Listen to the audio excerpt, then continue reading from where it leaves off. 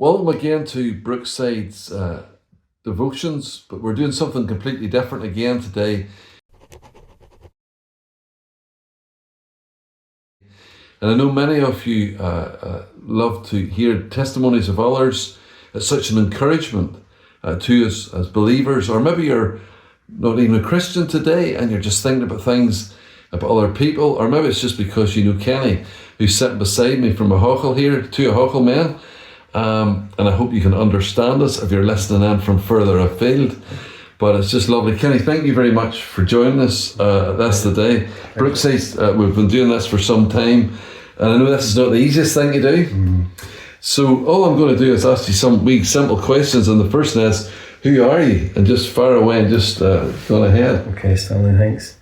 Well, my name's Kenny McDowell. Kenneth McDowell to my mother, probably the only one that calls me that. Most people probably know me as Shug or Shuggy. I'm married. It's actually my anniversary today. Wow. Married to Debbie. And my family have two children. I have Victoria, who's now 32, and Gary, who's 22. Wow. And Victoria is married to Jonathan Heaney. And two grandchildren I have. Martha, she's 4, and Molly, she's 6 months. And they're just all great. That's wonderful. That's my family. You grew up where? Oh, well, I grew up in a Huckle.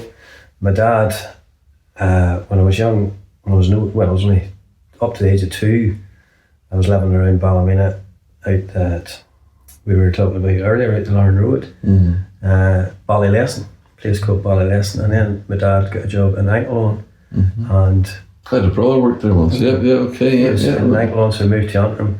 But he was always in a Huckle, man. He was born and bred in a Huckle, as his family was. And I ended up in a Huckle when I was 7 years old, and I've been there since.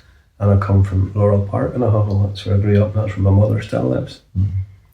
So you grew up in primary school in the Huckle? Primary school, 4 towns, yes. Went to 4 towns in the Huckle. Good education at 4 towns. Oh yes, very good. With Dewey Stevenson at that time.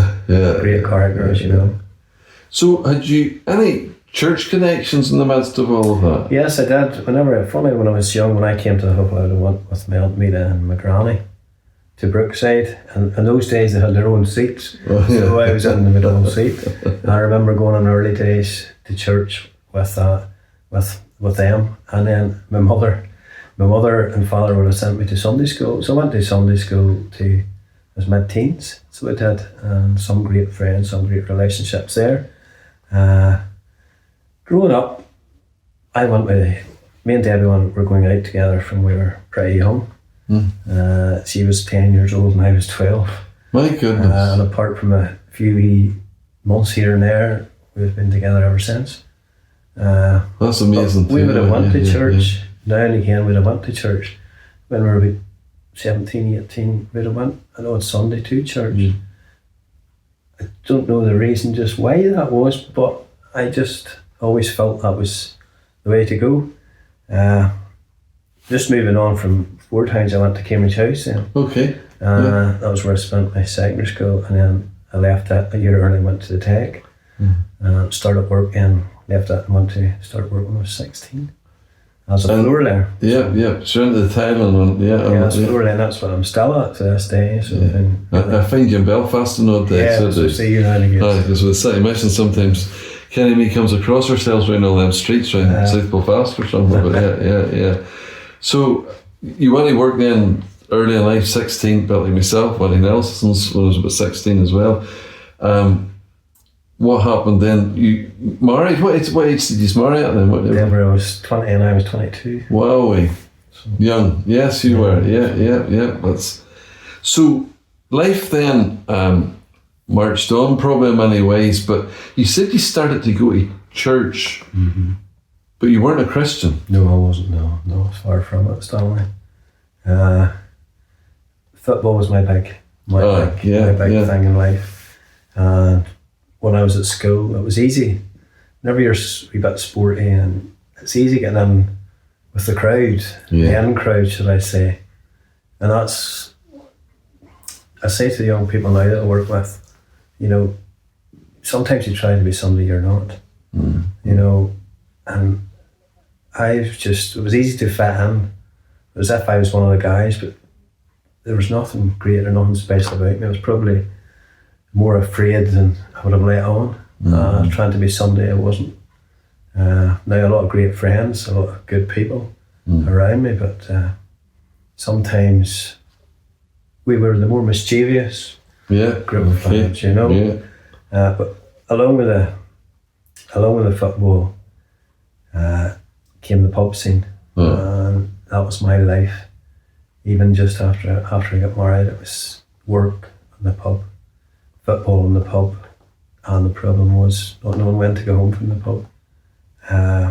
Didn't think I was doing anybody any harm at that stage.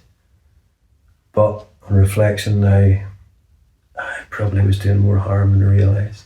You know, and there's guilty trips come on you sometimes about some of the things you've done in the past, and you just would love to say sorry to anybody you hurt or offended. But that's maybe because of the new me now, you know. So what brought a change in your life then? Brought a change, Stanley. My salvation. I always knew there was a God. All not to get saved. I never doubted God before I got saved. Even when I was drinking, I'll tell you, even when I was drinking, I never went to sleep.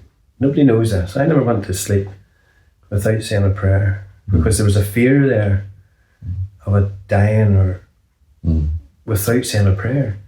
Now, that was like a ritual. I thought that would see me okay. Obviously now I know different. But I always say that to people. Nobody knows what other people are thinking. For nobody knew I was thinking them things. You know, that was the thing. Nobody knew I was thinking that. And sometimes we think there's no hope for some people. But you never know what people are thinking. Yeah, you know. My Debbie, you're talking about the salvation story. Debbie, she got saved in the year 1990 when she went to a mission in Harryville with the Reverend Sam Workman. And I was delighted. It didn't bring me to the Lord, but I was delighted. And I encouraged her as best I could. In those days, midweek in Brookside was on a Thursday night. And a good friend of mine, Colin Hayburn, who had got saved just before that himself, he would have came and left at Debbie and took Debbie to the midweek. And he always would have brought her home. And the ritual was, they came in and we would have had tea. Debbie would have made tea. And Colin and I had sort of very similar attitudes to football and to comedy programmes, only fools and horses, dads are we. We would always have put a video or whatever it was on, if there was no football on. And before the night was out, Debbie would have went to bed. And before the night was out, the conversation quite often came around to things about God. Now, I maybe never noticed that for a long time, but I had questions and was quite willing to talk about things to Colin, you know. But that went on for a year and a half. My daughter was born, Victoria. And I remember in the old Waveney Hospital at the time, and Victoria came along, and I went outside and I looked up to the sky and I just thanked God. Probably nobody knows that either. It's just one of those things. And the thing in those days was they talked about wetting the child's head. I just thought that was terrible, to be going out drinking when such a miracle had come, you know. It brought me so much joy. And then many years later, my son brought me much joy too, 10 years later. But that, I still wasn't saved at that stage. But about 3 months after that, Stanley, there was a mission. We had a football match on a Saturday in Belfast, a junior shield match, which you travel. So our match was in Belfast. So I went to Belfast, came home eventually, not in very good shape. Had no notion of God at that time. But the Tuesday night afterwards, Colin and Debbie asked me to go to a mission in Randallstown. It was the Reverend Sam Workman. And out of decency to them, I said yes, I would go. So I went to the mission that night, just out of respect for them. But before I was leaving, I was about to go out the door, and just something came over me that night. I can't even remember what Sam was talking about. But before I went out the door, there's something that came over me. If you don't go in to see that man, he had made an appeal for anyone who wanted to speak. If you don't go now, you'll never go. And I stopped, I hesitated, and I was encouraged, obviously, by Colin and David to go back in. So I went into the small room at the back, and Sam Workman pointed out to me from Romans 3:23 that all have sinned and fall short of the glory of God, and made sure that I understood that. And I said a prayer with Sam down on my knees, and from that moment on, there was a change. This is where it gets a bit funny, because for 6 years there was a change. I stopped my drinking. I stopped gambling. There was a change in my lifestyle. I read the Bible, I prayed. Just in the middle of that, God has a great sense of timing, you know. Because my boss at that time bought a pub the week after I got saved. Now, Temptation would have been there. Every Friday I could have ended up. I probably wouldn't have been married. Dear knows where I would have been. But I always say the Lord is the greatest, the right timing. But 6 years later, I was sitting at home one night listening to a this service. Is after you're Christian? No. Yes, this was after 6 years later. Okay. 91 that was, when Sam worked for Mission November. And 6 years later, I was sitting in the house and I was listening to a CD, a tape. It was tapes in those days. From, it was actually Martin Diggy from Trinity Church in Hull. He was speaking, and he was speaking about, it was a youth fellowship service in Brookside. And he was speaking on the broad road and narrow road. And I just felt I was still on the broad road. There was something come over me. And that night, I got down at the side of my bed and I asked the Lord, Lord, if I'm not saved, please save me now. And from that moment, there seemed to be more interest, should I say. I was asked before to join BBs, youth clubs, things, and I didn't do so. This time I did. I joined a youth club, I joined the BB as leader, and really got involved in the church then. Before I was maybe a bit of a loner. When I got saved, I wanted to know everything. I just wanted to know everything. But maybe I just maybe hadn't just wisdom or knowledge at that stage. And some would tell you still don't, which is probably right. But my good friend Colin at that time bought me a Bible, a study Bible, and he read 2 verses in it, which are special to me. It was Proverbs 3, verse 5 and 6. I'd never heard of these before. You know, trust in the Lord with all your heart, and lean not on your own understanding. In all your ways acknowledge him, and he will make your path straight. And I just got so much out of those verses, because I wanted to know everything, and I had to just settle down and realise I'm not going to know everything. And I still realise I'm not going to know everything. But that was enough. Trust in him and he'll make your path straight. And he certainly did. So as I say, I got more involved in things in those days.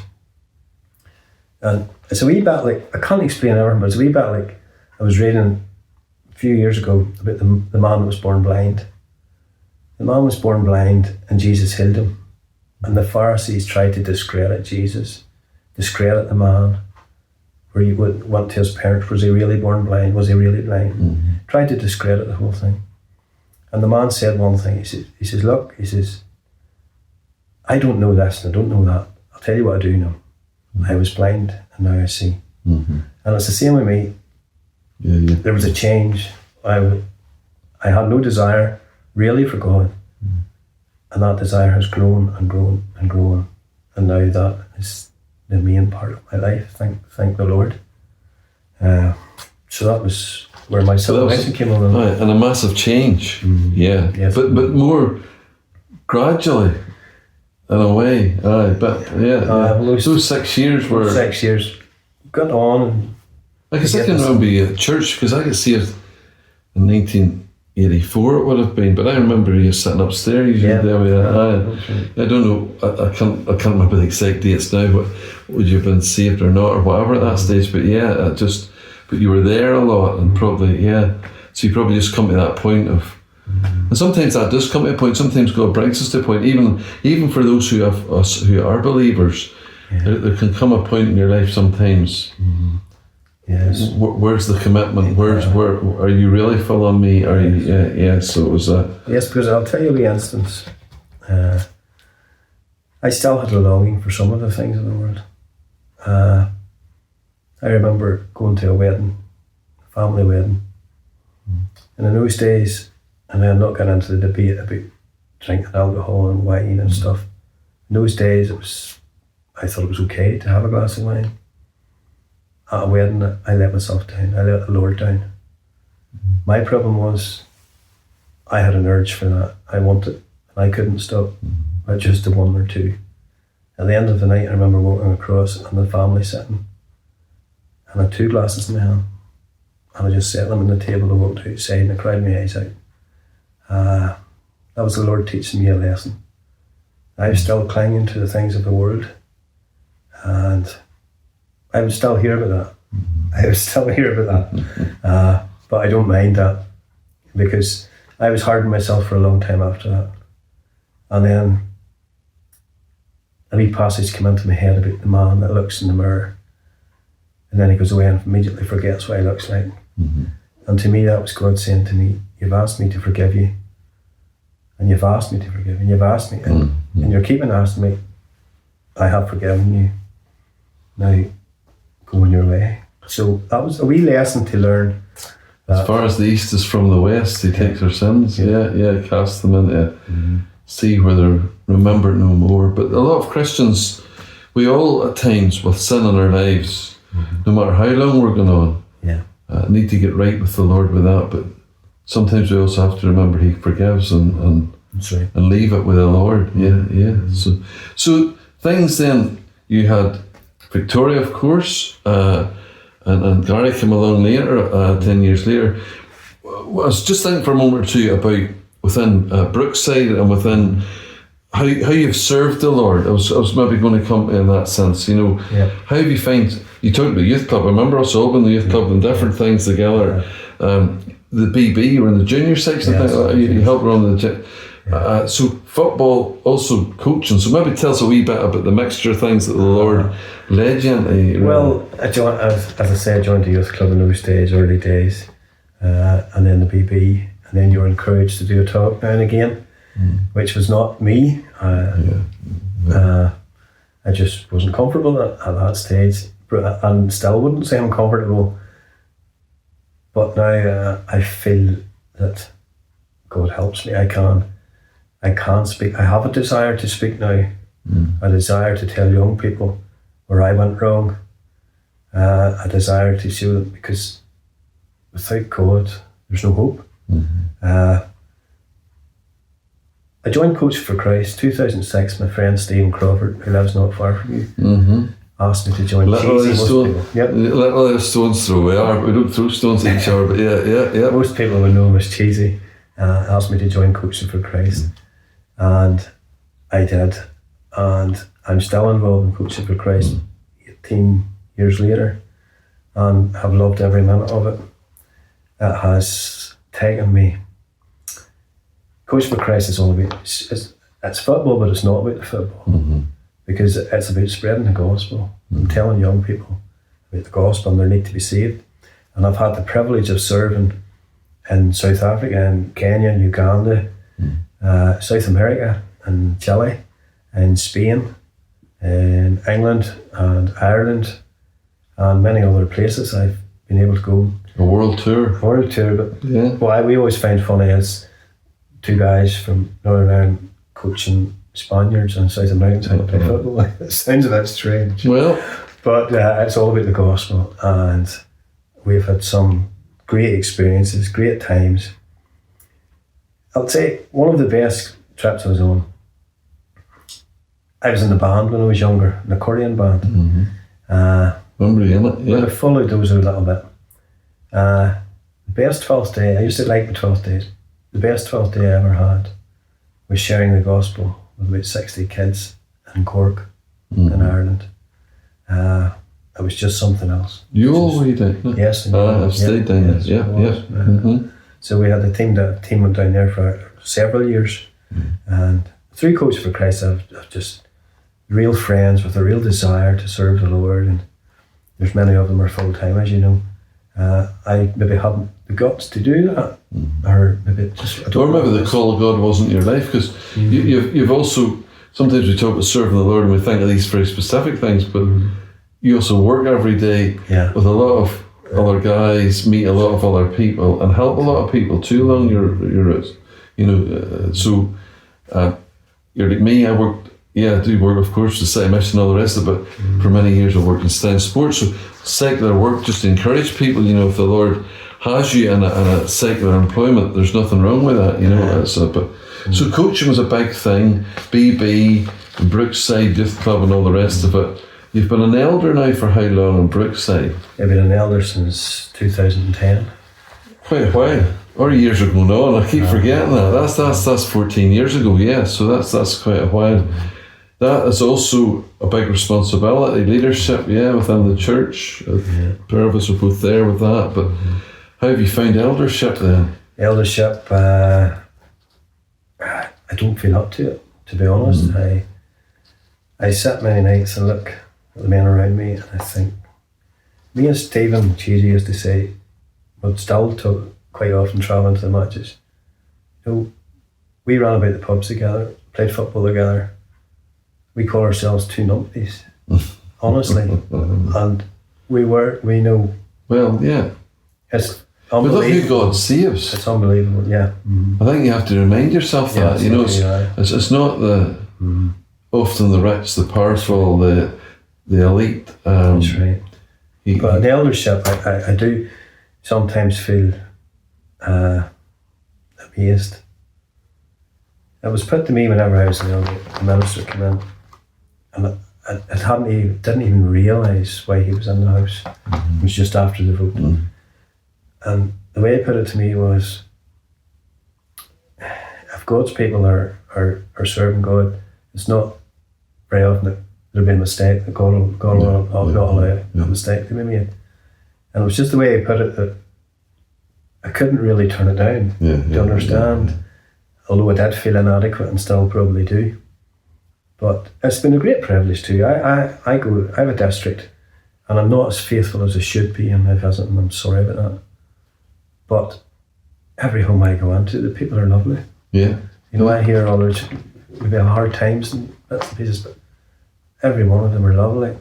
And my problem is knowing when to go home. Do you know what I mean? But there are people out there. I've been known to have that problem myself. But it is lovely. People are very welcoming, and yeah.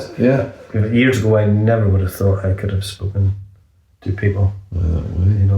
But if we're thinking of this here, folks, thank you who have joined us, and we're probably going to come towards a close. Sometimes people think when they start this, I will ever speak for 10 minutes and then 20 minutes goes. And but can I just, as we are coming towards a close, but I was thinking about challenging others, this has been such a walk with Christ for you, such a change for you in your life and for Debbie as well. What would you say to others? Because you read about people say we just pass away, or some people today go, I don't believe there is a God. There's the grave and that's it. But when we think about death and we think about eternity and eternal things, what would you say to folks? Well, Stanley, I haven't mentioned Kenya. Oh, I forgot that. Sorry. I went to Kenya for a few years with Coaching for Christ. Coaching for Christ usually goes somewhere for 3 years. Hope that the church takes it on and they move on, because their jobs to spread the gospel and reach more and more. In Kenya, Colin and Stephen always felt there was a need to go back. And then we saw a real need. There was a hunger need at one stage. So sponsorships came and started. But then there was a need for when girls had at the age of about 14, they'd have ended up going to Nairobi or somewhere for prostitution because there was no hope. The young lads who went to school that were 14 just were jobless, real poverty. So it really seen the need for a high school. So Friends of Vespa was formed, and Colin was likely taken over in that. Started up Friends of Vespa, so that took over from Coach of Christ. So I've been going out every year since with Friends of Vespa. They ended up, they built a high school, and then they built a girls' dorm, and they built a primary school. So there's 650 pupils at that school now, and we take a team out each year. There's a building team, there's an eye clinic, there's a Bible camp, there's a games camp, there's sports ministry. I coach football while I'm there actually. It's a lovely time, and that leads up to all week I coach, and then it leads up to tournament for all the different age groups on a Friday, and there's an evangelical message brought to all the teams from the local area who all come along. But we're talking about, you're asking me about how we can progress things or eternal matters. We can give Kenya many things. We can give them money. We can do much for them. But the main thing they need is the gospel. The same as people from over here. They need the gospel. They need to know that there's hope after life on this earth, because, dear me, they haven't much hope at the minute. You know, in life. And it always brings me back to Sam working. I'll just mention Sam again. I always remember Sam doing a wee talk one night, and he said, you know, he talked about eternity. And he said, eternity, if you can imagine, if you're in Port Stewart Strand and you left a handful of sand and you just open your fingers and the many grains of sand are in your hand. There's maybe, I don't know, hundreds of thousands, maybe a million, don't know. And if you take all the grains of sand that's in Port Stewart Strand, and every one represented a year, well, if a bird came and took one grain away every year, eventually that beach would be cleared of sand.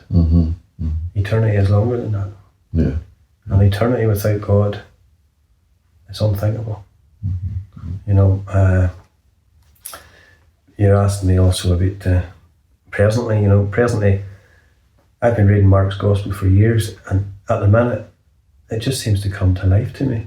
I've been thinking about simple things which I should have noticed in the past, about the growing seed. The parable of the growing seed is found in Mark chapter 4.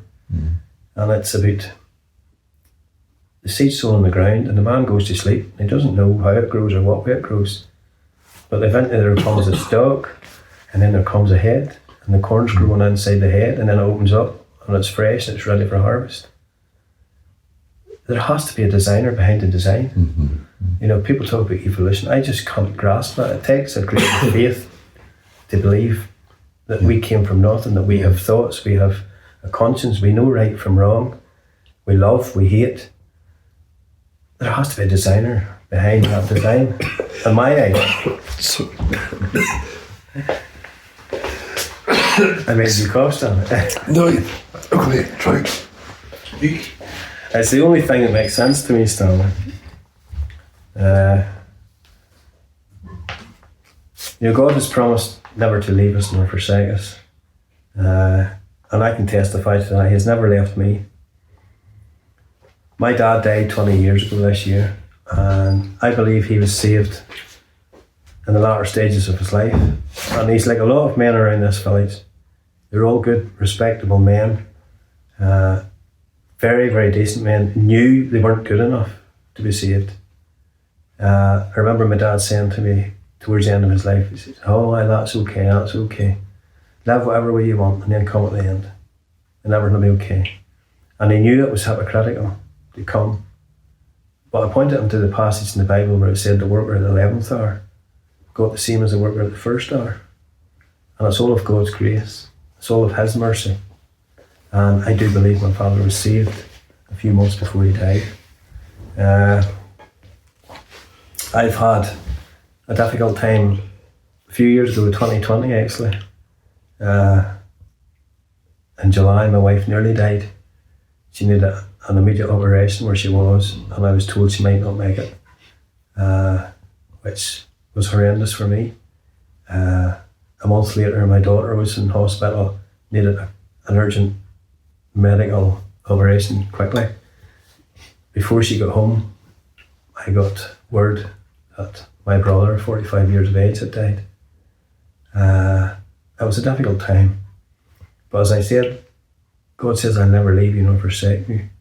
And he was there for me. He strengthened me. He helped me through that time. He never failed me. I failed him many times, and I still do. But he has never once failed me. And I just want to say in finishing, for anyone that doesn't know him, you know, he says, come unto me, all ye who are weary and heavy laden, and I will give you rest.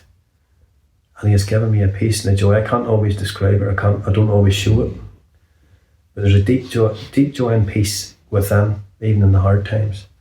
And so today, if you hear his voice, harden not your heart, but come to him.